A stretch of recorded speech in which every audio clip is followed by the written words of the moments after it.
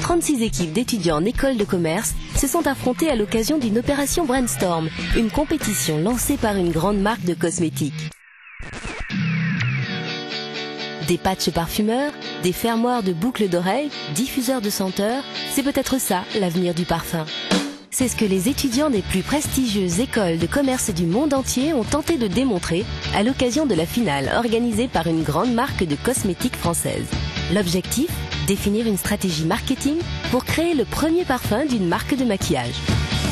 C'est une proposition à tous les étudiants du monde de se mettre dans la peau d'un patron de marque. On leur donne toute une marque, ils l'analysent et ensuite ils partent en créativité pour imaginer ce que pourrait être cette marque demain. L'intérêt est énorme. Ça fait partie de notre effort de recrutement dans toutes les écoles, dans toutes les universités, dans tous les campus dans le monde entier. Et se mettre dans la peau du patron a un côté très funky, car durant leurs 20 minutes de présentation, les étudiants font leur show, n'hésitant pas à sortir les chorégraphies ou à faire de l'humour.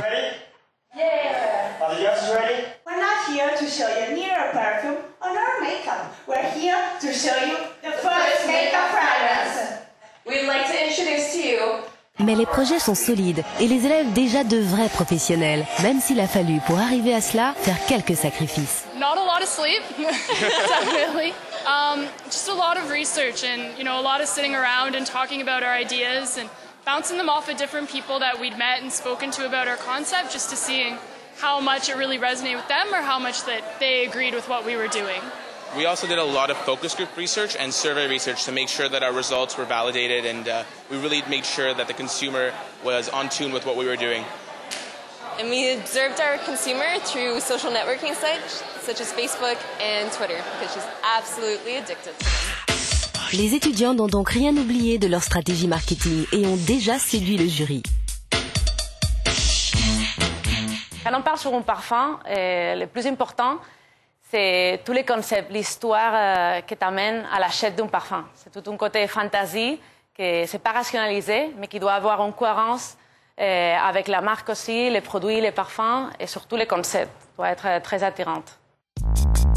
Difficile donc de choisir les 3 équipes pour la grande finale.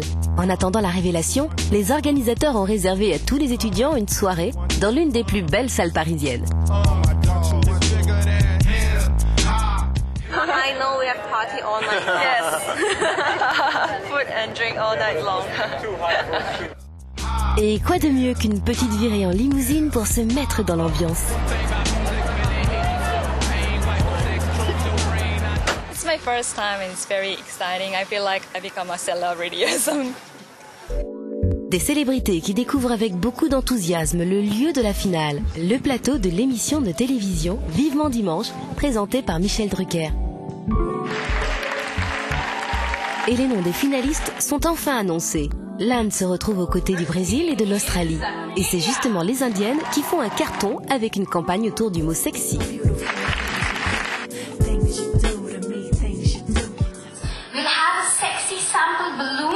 We should hold our sample inside. Just give it a sexy burst.